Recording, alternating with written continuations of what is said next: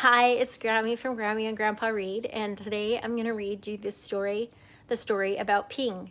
And it's written by Marjorie Flack, and the pictures are done by Kurt Wiese. And you can see that this book has been very loved, and this is a classic, so this is one everyone should read. Once upon a time, there was a beautiful young duck named Ping. Ping lived with his mother and his father and two sisters and 3 brothers and 11 aunts and 7 uncles and 42 cousins. Their home was a boat with 2 wise eyes on the Yangtze River. Each morning, as the sun rose from the east, Ping and his mother and his father and his sisters and brothers and aunts and uncles and his 42 cousins all marched one by one down a little bridge to the shore of the Yangtze River.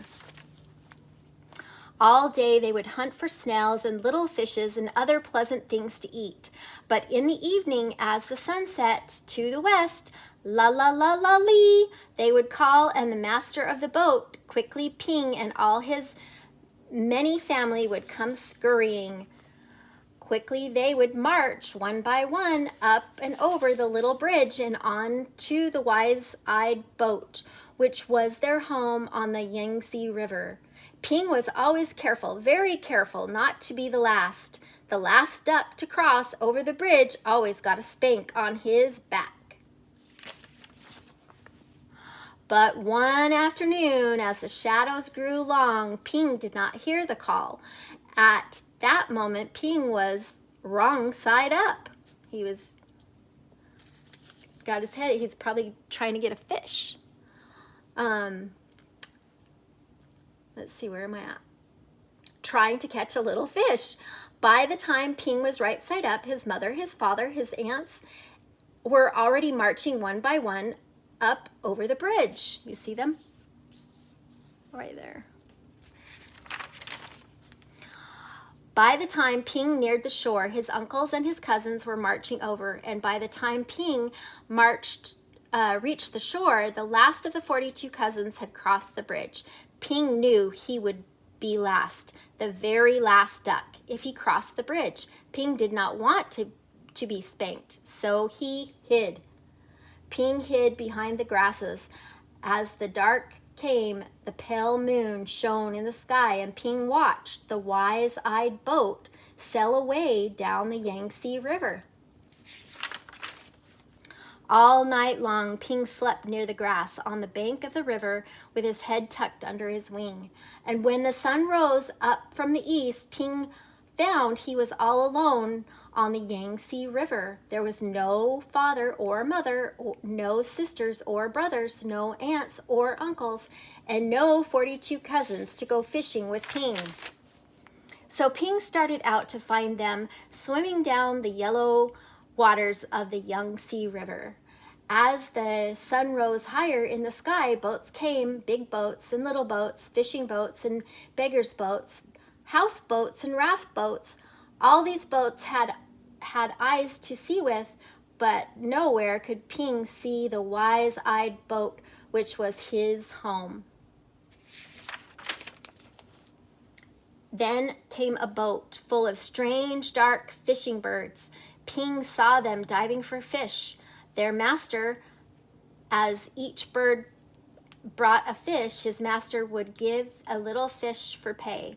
Closer and closer swooped the fishing birds near Ping. Now Ping could see the shiny rings around their necks. The ring of metal were made so tight the birds could never swallow the big fish they were catching. Swoop, splash, and the ringed birds were dashing here and there and all about Ping. So down he ducked and swam under the yellow river of the Yangtze River. Then Ping came up to the top of the water, far away from the fishing birds. He found little crumbs floating tender like little rice cake crumbs, which made a path to a houseboat. As Ping ate the crumbs, he came nearer and nearer to the houseboat, then splash! There was There in the water was a little boy with a barrel on his back, which was tied to a rope from the boat, just as all the boat boys in the Yangtze River are tied to their boats. In the boy's hand was a rice cake. "Oh, owie!" cried the little boy, and up dashed Ping and snatched at the rice cake. Quickly, the boy grabbed Ping and held him tight. "Quack, quack, quack, quack, quack," cried Ping. "Oh, oh, oh," yelled the little boy. Ping and the boy made such a splashing sound, such a noise, that the boy's father came running, and the boy's mother came running, and the boy's sister came running. Brother came running. They all looked over the edge of the boat at Ping and the boy splashing in the water of the Yangtze River. Then the boy's father and mother pulled at the rope, which was tied to the barrel on the little boy's back. They pulled, and up came Ping and the boy on the houseboat. "Ah, duck dinner has come to us," said the boy's father. "I will cook him with rice at sunset tonight," said the boy's mother. "No, no, my nice duck is too beautiful to eat," cried the boy. But down came a basket all over Ping.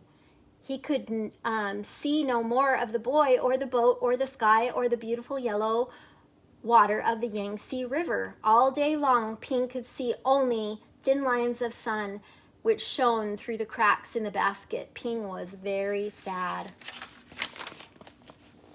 After a long while, Ping heard the sound of oars and felt the jerk, jerk, jerk of the boat as it rowed down the Yangtze River. Soon the lines of sunshine which came through the cracks of the basket turned rose color. Ping knew the sun was setting in the west. Ping heard footsteps coming near to him. The basket was quickly lifted, and the little boy's hands were holding Ping. Quickly, quietly, the boy dropped Ping over the side of the boat, and Ping slipped into the water, the beautiful yellow water of the Yangtze River, and Ping heard his call, "La, la, la, lee." Ping looked, and there, near the bank of the river, was the Wise-Eye boat which was Ping's home. Ping saw his mother and his father and his aunts all marching one by one up over the little bridge. Swiftly, Ping turned and swam, paddling towards the shore. Now Ping could see his uncles marching, one by one. Paddle, paddle, paddle. Ping hurried toward the shore. Ping saw his cousins marching, one by one. Paddle, paddle, paddle. Ping neared the shore. But as Ping reached the shore, the last of Ping's 42 cousins marched over the bridge, and Ping knew that he was late again. But up marched Ping up over the little bridge. Spank came the spank on Ping's back. Then at last Ping was home, and his mother and his father and his 2 sisters and 3 brothers and 11 aunts and 7 uncles and 42 cousins came home again to the Wise-Eye boat on the Yangtze River. That's the end. I hope you like the book. Please subscribe to our channel and like the video.